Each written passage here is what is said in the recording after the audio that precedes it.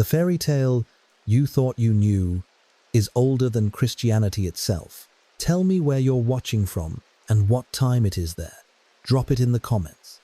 If you're into this kind of deep dive, tap like and subscribe. What began as whispered warnings around Mediterranean fires 25 centuries ago would eventually become the story that still makes children shudder today, and for good reason. Picture this. A young woman stands before an ornate door in a stone corridor, her silk gown rustling against cold walls. Candlelight flickers across her face as she slides an iron key into the lock. The mechanism turns with a grinding click that echoes through the chateau. She pushes the heavy oak door open, and the metallic scent of old blood rushes out to meet her. Inside the forbidden chamber, she sees the bodies of her husband's previous wives, hanging like broken dolls from iron hooks, their fine dresses now stained crimson and black. The key in her trembling hand begins to weep blood. This is Bluebeard's tale as Charles Perrault told it in 1697, when French salons craved stories that mixed aristocratic glamour with primal terror.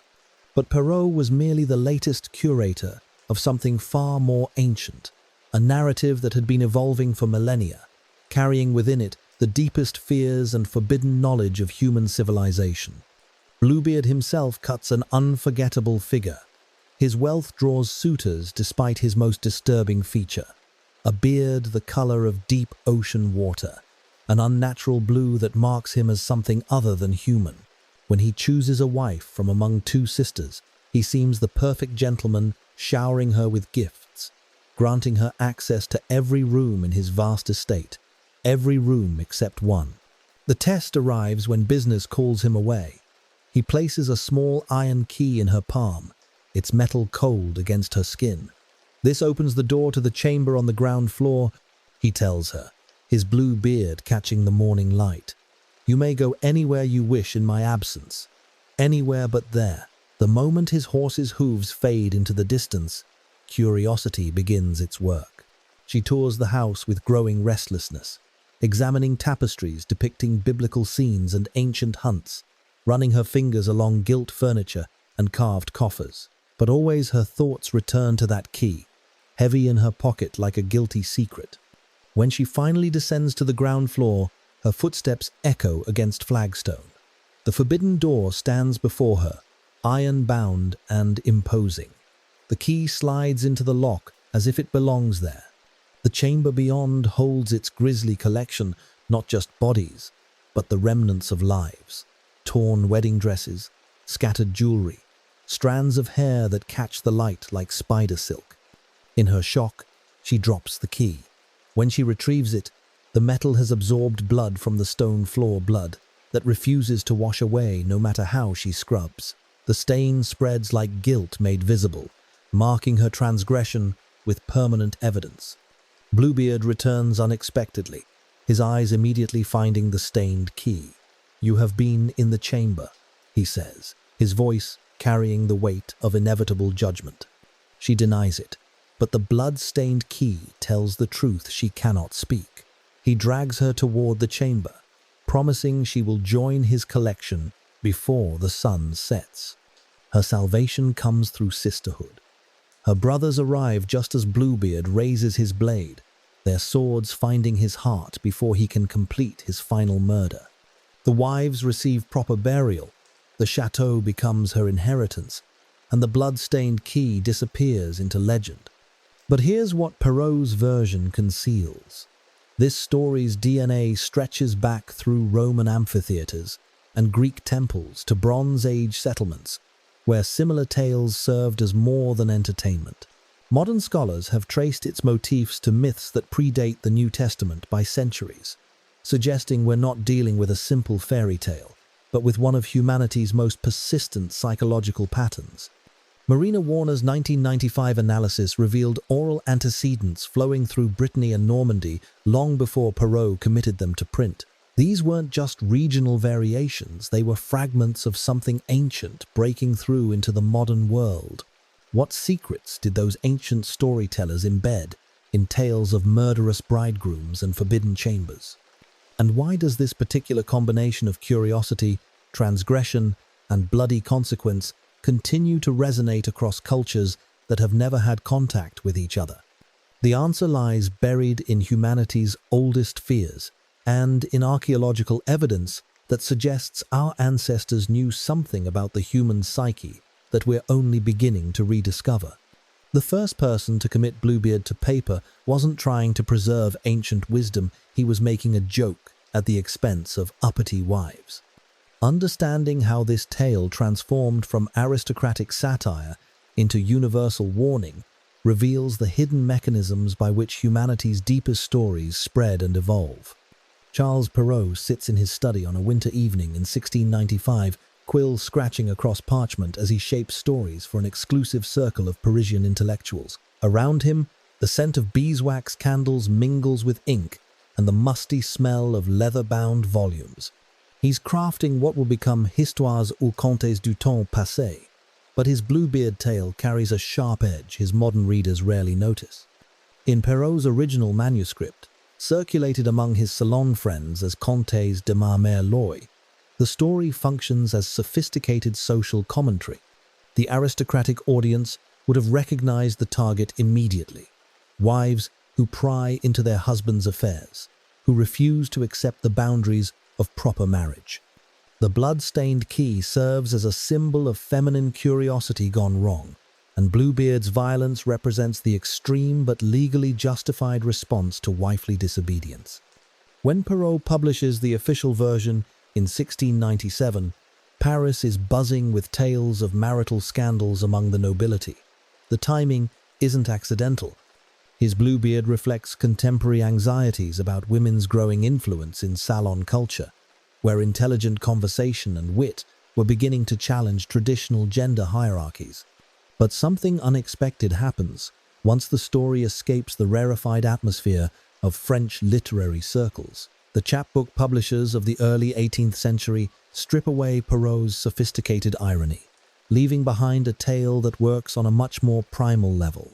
By 1729, when the first English translation appears as Histories or Tales of Past Times, Bluebeard has shed his aristocratic costume and emerged as something more universal and more terrifying. The transformation accelerates as the story travels. French colonial networks carry it across oceans in merchant ships and military expeditions.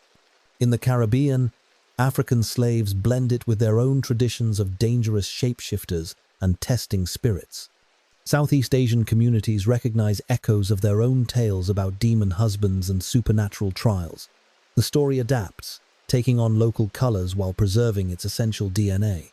The most dramatic changes come during the Victorian era, when moral reformers set about sanitizing fairy tales for middle-class nurseries.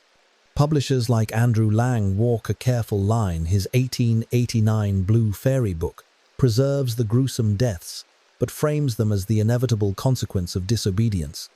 The moral becomes explicitly stated: good wives trust their husbands regardless of what they might suspect. Other editors go further. In countless Victorian retellings, murder becomes disappearance or banishment. The blood-stained key transforms into a harmless smudge that washes away with soap and water. Some versions eliminate Bluebeard's victims entirely, turning the forbidden chamber into a repository of treasure or magical objects. Yet these sanitized versions never fully replace the original. The uncensored tale continues to circulate in adult collections and folklore studies, suggesting something in the human psyche resists its domestication. Marina Warner's research in the 1990s revealed that even in heavily edited versions, children consistently ask about the missing wives, as if they instinctively recognize that something essential has been removed. The story's transmission patterns reveal fascinating insights about how narratives survive. Unlike myths that depend on formal religious or cultural institutions, Bluebeard spreads through the informal networks that connect women across social boundaries: nurses, governesses, elderly relatives, and servants moving between households. These carriers often remember versions closer to the original than the published texts suggest.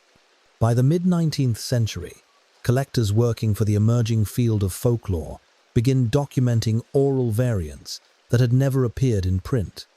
Their notebooks reveal remarkable consistency in core elements: the forbidden chamber, the blood-stained key, the systematic murder of wives, even across cultures with no known contact. Jacob and Wilhelm Grimm's Fischer's Bird preserves the pattern while substituting a sorcerer for the aristocratic husband. Scandinavian collectors find versions where an egg replaces the key, but serves the same function. The colonial documentation projects of this period create an unexpected archive. British administrators in India, French ethnographers in West Africa, and Spanish missionaries in the Philippines all report local variants of the tale. Their transcriptions, filtered through colonial prejudices and translation difficulties, nonetheless preserve evidence of the story's remarkable geographical spread. What emerges from this documentation is a picture of narrative evolution that challenges simple theories about cultural transmission. Rather than spreading outward from a single source, Bluebeard appears to emerge independently in multiple locations, suggesting it taps into psychological patterns that transcend specific cultural contexts. But the Victorian sanitization campaign reveals something equally important. The story resists attempts to eliminate its essential darkness. Even in the most heavily edited versions, traces of the original violence bleed through, like bloodstains that refuse to wash clean. Why do certain elements prove impossible to remove?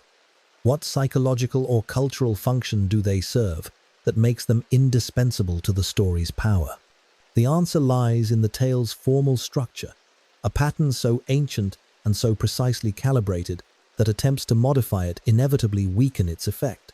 In a cramped university office in Helsinki, a scholar makes a discovery that will rewrite our understanding of humanity's oldest stories.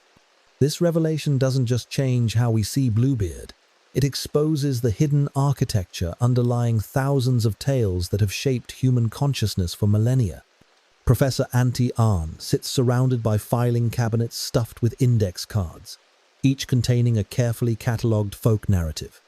The year is 1910, and he's attempting something no scholar has tried before: creating a scientific classification system for the world's fairy tales.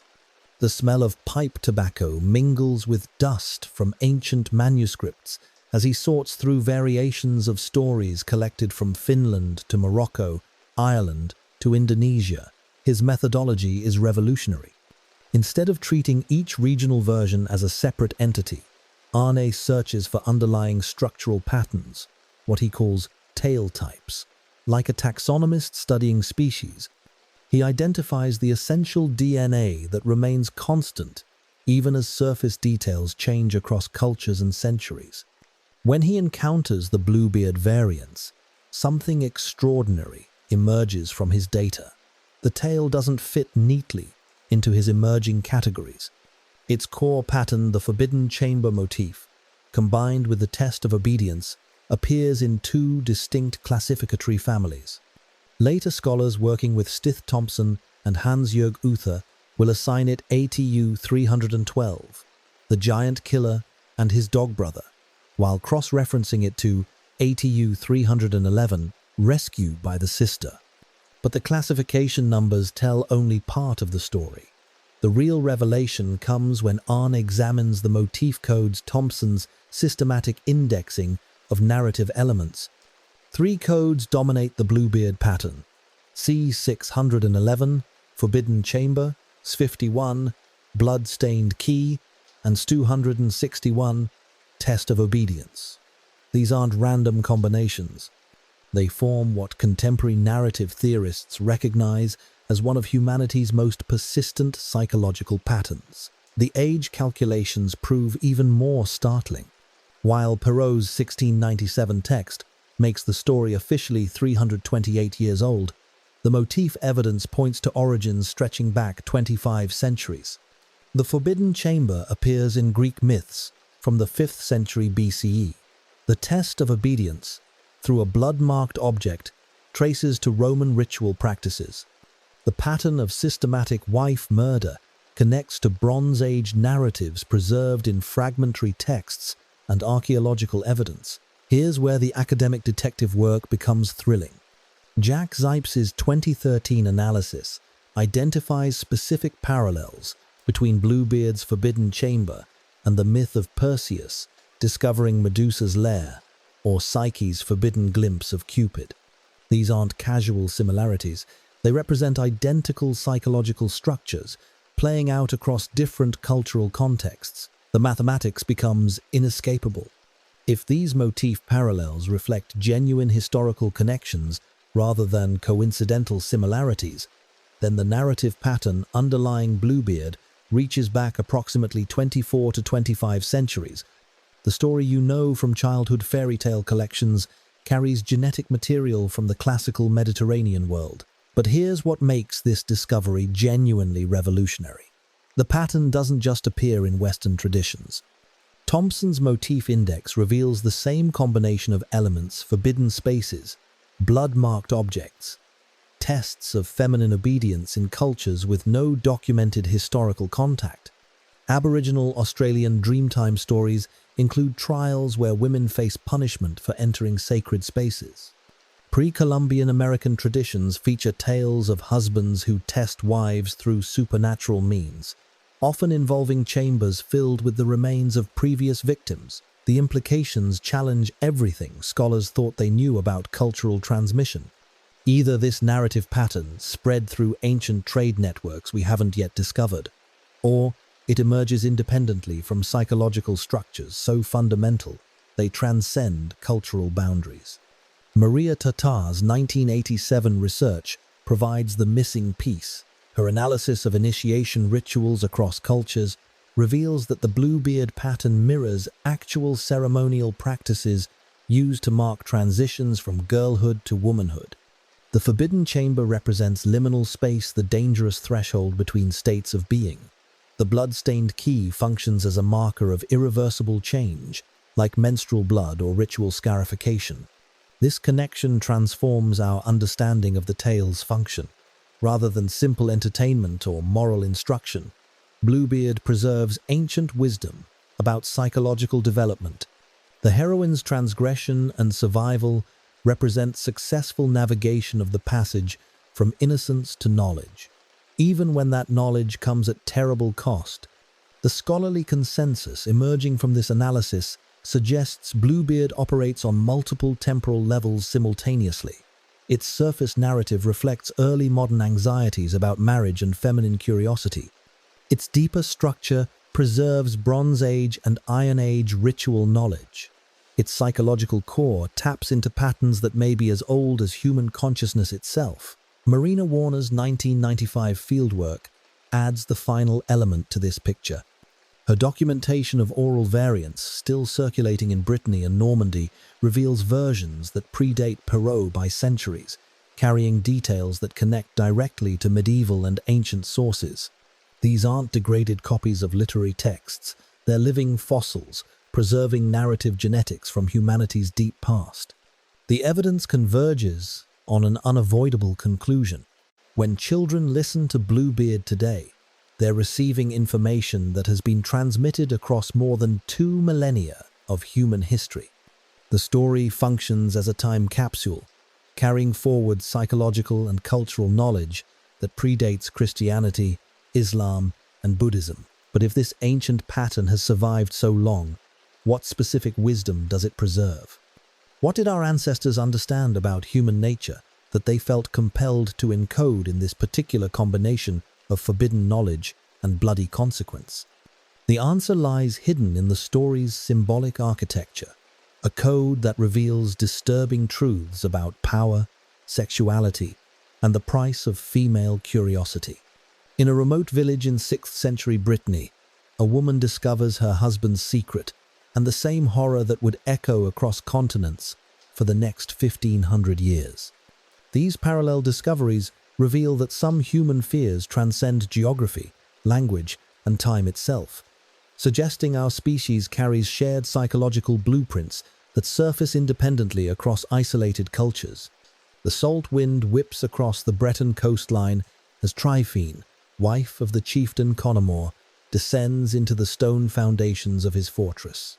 Local legends, preserved by Anatole Lebras in 1893, describe her finding what every Bluebeard heroine discovers: a chamber filled with the remains of previous wives. But Connemore's story carries an additional curse, a prophecy that he will be killed by his own son, driving him to murder each wife who becomes pregnant. This isn't a literary borrowing from Perrault's later tale. The Connemore narrative flows through oral Breton tradition, independent of French salon culture, carrying details that connect directly to historical records of a 6th century chieftain accused of serial wife murder. The pattern emerges organically from local conditions while maintaining the essential structure: forbidden knowledge, discovered horror, and the systematic elimination of women who transgress masculine boundaries. Cross the Alps into Renaissance Italy, and the pattern surfaces again with disturbing precision.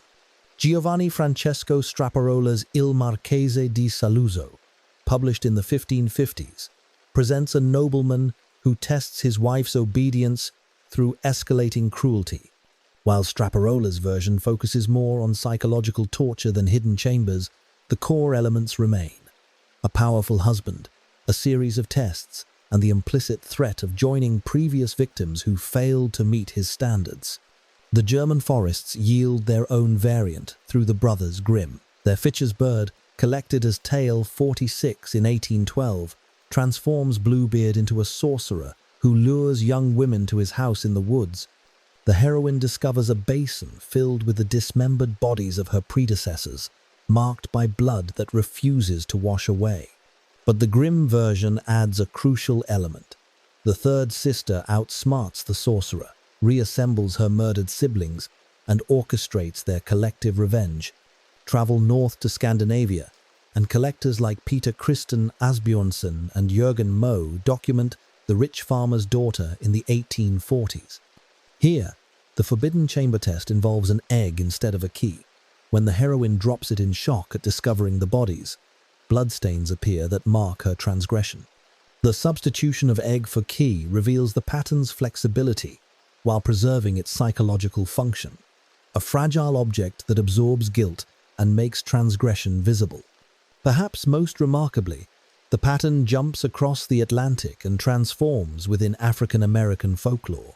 Joseph Jacobs's 1890 collection preserves Mr. Fox, where the heroine discovers her suitor's true nature through forbidden knowledge.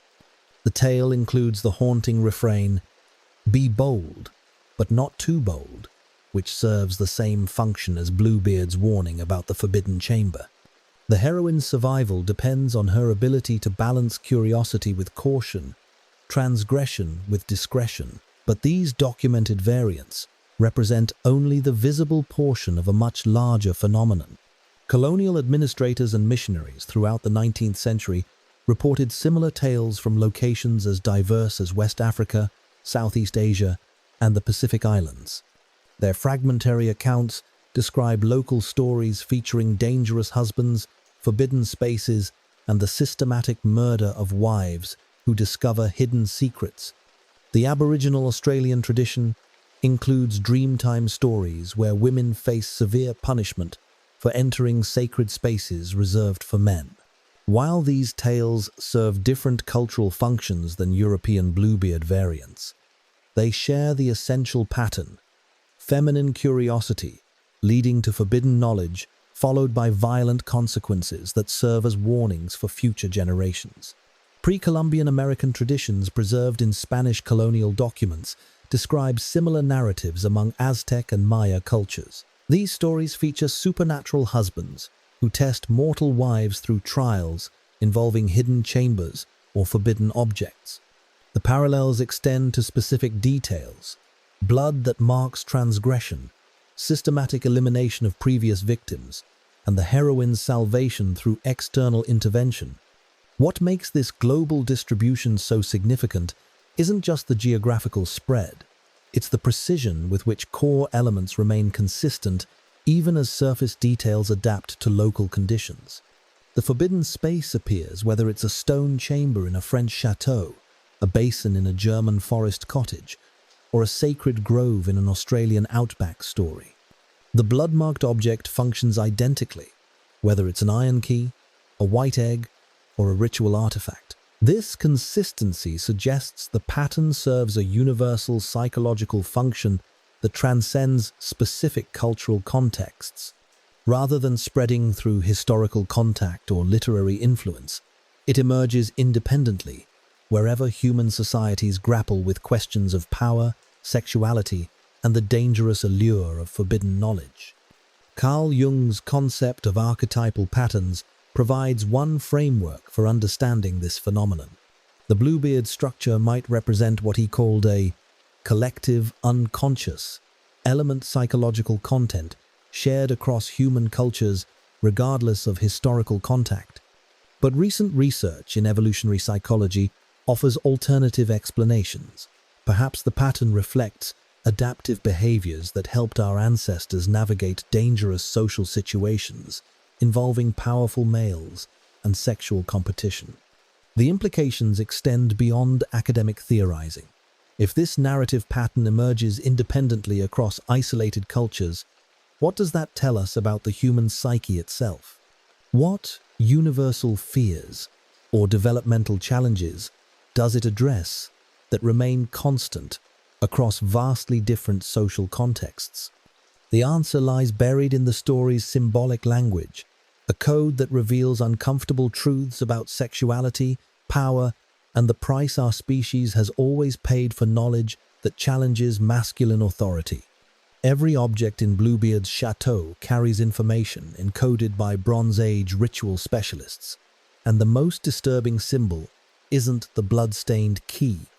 These ancient codes reveal that our ancestors understood the psychological mechanisms of power and control with a sophistication that modern societies are only beginning to rediscover.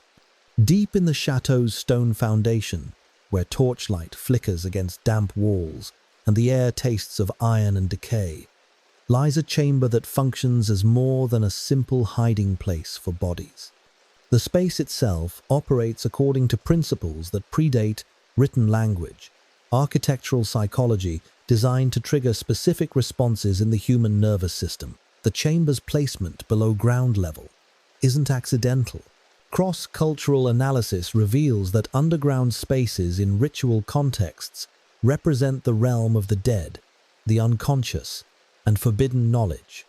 From Paleolithic burial caves to Roman mystery cult sanctuaries, descent into Earth marks the boundary between ordinary consciousness and transformed awareness. Bluebeard's heroine doesn't simply discover a room, she undergoes a descent into the underworld that parallels ancient initiation rites.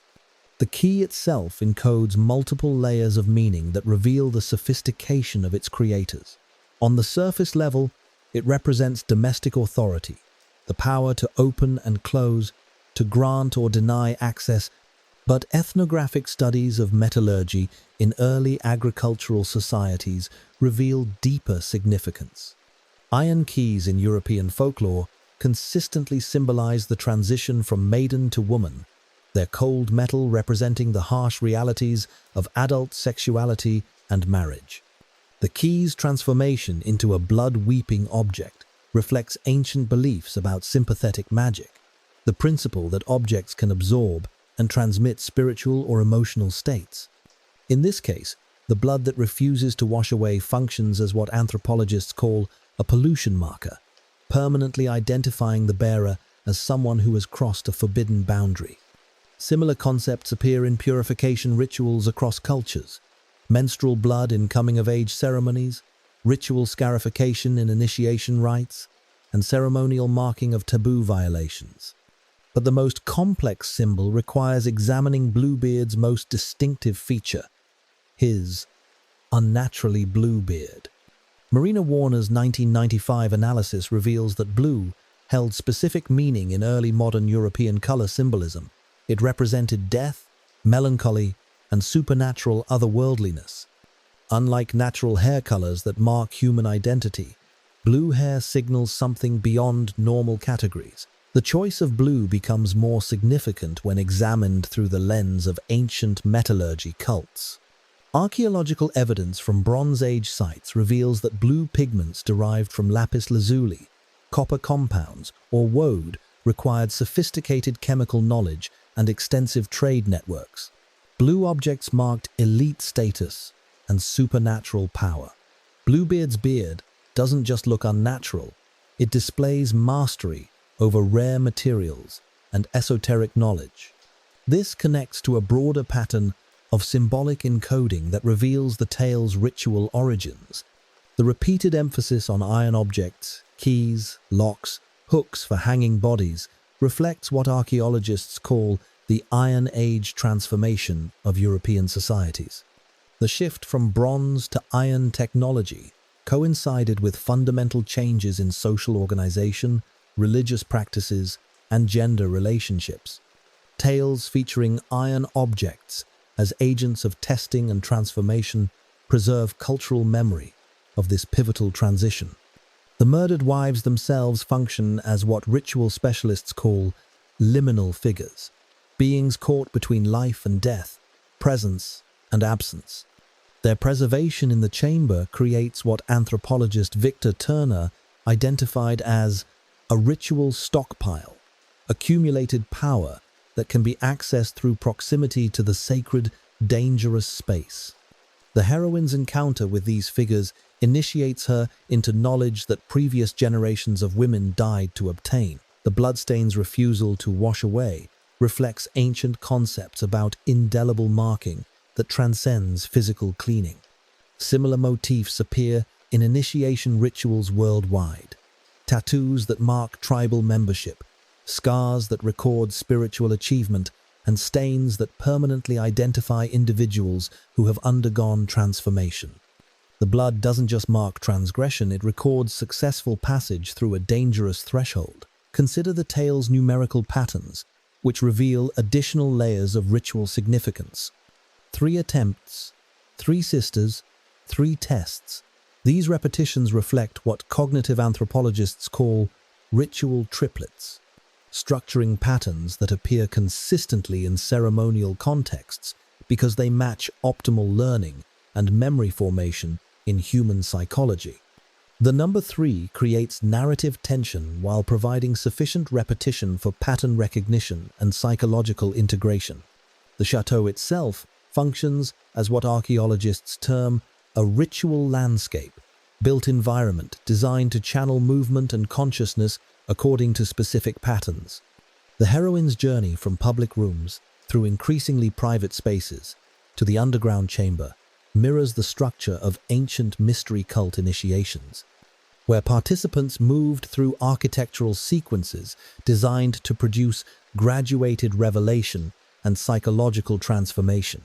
Recent analysis using architectural psychology principles reveals that the tale's spatial relationships surface to underground, light to darkness, inhabited to forbidden activate, deep brain responses related to safety, danger, and territorial awareness. These aren't arbitrary story elements, but precisely calibrated triggers that evolved alongside human consciousness. Tatar's 1987 research on ritual scarification practices provides the missing context for understanding why these symbols persist with such remarkable consistency across cultures. The Bluebeard pattern preserves information about controlled trauma, psychological and physical experiences designed to produce specific developmental outcomes in individuals transitioning between social categories. But if this symbolic system encodes ancient wisdom about human development, why does it focus so intensely on punishment for feminine curiosity? What evolutionary or cultural function could justify the systematic elimination of women who seek forbidden knowledge? The answer reveals the darkest aspect of the tale's preservation and exposes uncomfortable truths about the relationship between knowledge, power, and survival that modern societies prefer to ignore. The most dangerous misconception about Bluebeard isn't that it's fiction. It's the belief that we've correctly identified what makes it true.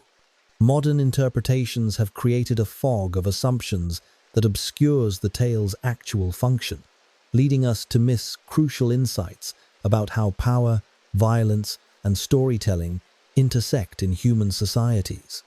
In academic conferences across Europe and North America, A familiar scene plays out each autumn. Literature professors present papers connecting Bluebeard to historical figures like Gilles de Rais, the 15th century Breton nobleman executed for murdering children. The connection seems obvious. A wealthy aristocrat with a taste for violence, operating from a fortress in the same region where Bluebeard legends flourished. Publishers love the hook, documentaries feature the parallel, and casual readers accept it as settled fact. But here's the problem. The connection falls apart under scrutiny. Laurent Gagnabin's 1979 analysis systematically dismantled the Gilles de Rais theory, pointing out fundamental differences between his documented crimes and the Bluebeard pattern. De Rais targeted children, not wives. His violence involved sexual assault and ritual murder, connected to occult practices, not the domestic elimination of disobedient spouses. Most importantly, the timeline doesn't work. Breton oral traditions containing the Bluebeard pattern predate de Rais by centuries. The persistence of this false connection reveals something disturbing about how modern audiences process historical violence. We want simple explanations that transform mythic patterns into biographical facts, reducing complex psychological narratives to sensational true crime stories. This impulse obscures rather than illuminates the tale's actual significance. Even more problematic is the widespread assumption that Bluebeard functions as a straightforward cautionary tale, warning wives against curiosity about their husbands' affairs.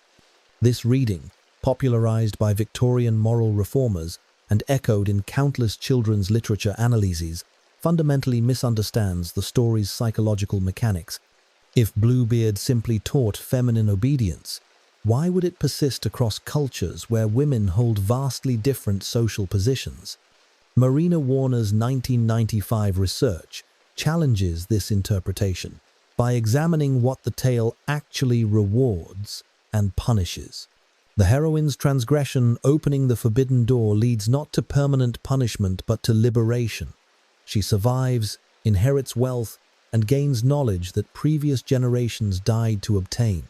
Her curiosity, far from being condemned, becomes the mechanism through which she escapes a deadly situation. This reversal suggests the tale operates according to more complex principles than simple moral instruction. Rather than discouraging feminine curiosity, it may actually encode strategies for surviving dangerous relationships with powerful men. The bloodstained key doesn't just mark transgression. It provides evidence of murderous intent that justifies resistance and escape. Contemporary feminist scholars have proposed an alternative reading that sees Bluebeard as an allegory for domestic abuse. Maria Tatar's 1987 analysis draws parallels between the tale's pattern of escalating control and modern patterns of intimate partner violence, isolation from family, gradual restriction of movement, and the implicit threat of joining previous victims who failed to comply with increasingly arbitrary demands. This interpretation offers valuable insights but creates its own problems. Domestic abuse as a social category emerged from 20th century legal and psychological frameworks that may not apply to earlier historical periods.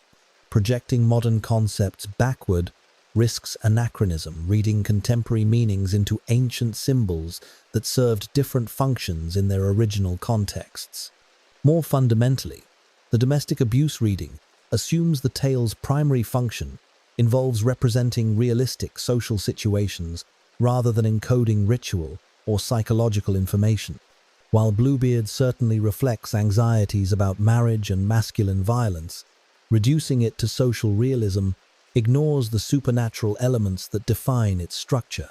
The unnaturally Bluebeard, the blood that refuses to wash away, the perfect preservation of corpses in the chamber. Recent scholarship has identified an even more persistent misconception: the assumption that Bluebeard refers to a literal physical description. Anthropological analysis reveals that blue coloration in folklore consistently marks supernatural or otherworldly status. Bluebeard's beard signals his position outside normal human categories, not an unusual grooming choice. This symbolic reading connects the tale to broader patterns of monster husband narratives found across cultures. The property anxiety theory, proposed by some economic historians, suggests the tale reflects early modern concerns about inheritance and female legal rights rather than sexual transgression. In this reading, the Forbidden Chamber represents financial records or legal documents that wives were prohibited from examining. The systematic murder of previous wives ensures that property remains concentrated in masculine hands rather than being dispersed through widows' inheritance rights. While this interpretation explains certain historical details, it struggles with the tale's emphasis on physical horror and supernatural elements. Property documents don't typically cause keys to weep blood or preserve corpses in supernatural suspension. The theory works better for understanding social context than psychological function. Perhaps the most dangerous misconception involves treating Bluebeard as historical evidence for past practices, rather than recognizing it as a narrative pattern that shapes contemporary understanding. When modern audiences encounter the tale, they're not just learning about ancient fears, they're participating in the ongoing transmission of cultural information about power, sexuality, and resistance. But if none of these standard interpretations capture the tale's essential function, what does? What psychological or cultural purpose does this ancient pattern serve that requires such precise preservation across millennia? The answer emerges when we stop treating Bluebeard as a story about the past and recognize it as an active agent, shaping present consciousness, a living psychological technology that continues to influence how humans understand the relationship between knowledge, power, and survival. In a Budapest opera house in 1911, composer Béla Bartók premieres a work that will prove Bluebeard's psychological grip on modern consciousness remains as powerful as ever. This ongoing fascination reveals that some human fears transcend historical periods, suggesting our species continues to grapple with the same fundamental tensions between curiosity and safety, knowledge and survival, that shaped our ancestors' lives 25 centuries ago. The velvet curtains rise on Bartók's Bluebeard's castle, and audiences witness something unprecedented. The ancient fairy tale stripped of its Gothic trappings and transformed into pure psychological drama. In Bartók's version, each door the wife opens reveals not chambers filled with treasures or torture devices, but landscapes of her husband's inner world, his tears, his garden, his kingdom, and his former wives. The blood-stained key becomes a metaphor for the impossibility of truly knowing another person, and the Forbidden Chamber represents the essential loneliness that defines human consciousness. Bartók's innovation demonstrates why Bluebeard survives across media and historical periods. The tale's structure proves infinitely adaptable because it addresses psychological constants rather than temporary social conditions. Every relationship involves negotiations around privacy, trust, and the limits of acceptable curiosity. Every individual must decide how much dangerous knowledge they're willing to acquire and at what cost. The psychological persistence becomes clear when examining how modern artists continue to return to the pattern. Angela Carter's 1979 collection, The Bloody Chamber, doesn't simply retell Perrault's version. It excavates the tale's erotic and feminist potential, revealing layers of meaning that previous generations couldn't explicitly acknowledge. Carter's heroine becomes an active participant rather than passive victim, using her newfound knowledge to transform her situation rather than merely escape it. This transformation reflects broader changes in how contemporary culture processes the tale's core anxieties. Where Victorian readers saw moral instruction about feminine obedience, modern audiences recognize psychological insights about trauma, agency, and the complex dynamics of intimate relationships. The blood-stained key evolves from a symbol of transgression into a metaphor for evidence, the kind of proof that validates women's experiences of violence and manipulation. Cinema has proved particularly receptive to Bluebeard's visual possibilities. Edgar Ulmer's 1944 film noir adaptation, transforms the chateau into a Gothic mansion where psychological manipulation replaces supernatural elements. Catherine Breillat's 29 La Barre Bleue strips away romanticization to focus on the raw mechanics of power and victimization. Each adaptation reveals different facets of the original pattern, while preserving its essential psychological architecture. But the tale's most pervasive influence operates below the level of conscious adaptation. Horror cinema's persistent "don't open that door" motif traces directly to Bluebeard's structural DNA.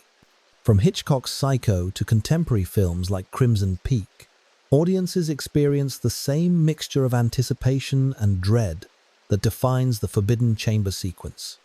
The pattern has become so embedded in cultural consciousness that it functions as narrative shorthand for specific types of psychological tension. This unconscious influence extends beyond entertainment into real-world psychological processing. Therapists working with survivors of domestic violence frequently encounter narratives that mirror Bluebeard's pattern: gradual isolation, increasing control, the discovery of previous victims, and the challenge of believing one's own perceptions against a charismatic manipulator's denials. The tale provides a framework for understanding experiences that might otherwise remain chaotic and incomprehensible. Recent research in evolutionary psychology offers additional explanations for the pattern's persistence. The combination of mate selection, resource competition, and threat assessment that defines Bluebeard reflects adaptive challenges that shaped human development for millions of years. Women who could accurately identify dangerous partners and develop strategies for escape or resistance would have survived to pass on their genes. The tale may preserve and transmit this crucial survival information across generations. But the story's endurance also reveals darker aspects of human psychology. The systematic elimination of curious wives reflects real historical patterns of violence against women who challenged masculine authority or acquired forbidden knowledge. From witch trials to honor killings, human societies have consistently punished female transgression with lethal force. Bluebeard doesn't just describe these patterns, it normalizes them by embedding them in narrative structures that audiences find compelling rather than horrifying. This normalization function explains why attempts to sanitize the tale consistently fail. The Victorian editors who transformed murder into disappearance discovered that their sanitized versions lacked psychological impact. Something essential is lost when the stakes become metaphorical rather than literal. The tale requires genuine danger to function as effective psychological technology. Contemporary audiences' continued fascination with true crime podcasts, serial killer documentaries, and domestic violence narratives suggests Bluebeard taps into enduring human preoccupations with the intersection of intimacy and violence. The pattern provides a framework for processing real-world horrors that might otherwise overwhelm individual psychological defenses. Yet the tale's survival across technological and social revolutions also points toward more hopeful possibilities. Each generation discovers new meanings in the ancient pattern, finding resources for resistance and transformation that previous readers might have missed. The heroine's ultimate survival and inheritance of power suggests that even the most dangerous knowledge can be transformed into tools for liberation. Marina Warner's 1995 observation that children consistently ask about the missing wives, even in sanitized versions, reveals the pattern's pedagogical function. The tale teaches pattern recognition, the ability to identify dangerous situations before they become lethal. It preserves and transmits survival strategies developed across millennia of human experience. But if Bluebeard serves these crucial psychological and cultural functions, why do we continue to misunderstand its true purpose? What prevents us from recognizing the sophisticated wisdom embedded in its ancient structure? The answer lies in a final revelation that transforms everything we think we know about the relationship between storytelling and survival. A discovery that will change how you hear every fairy tale for the rest of your life.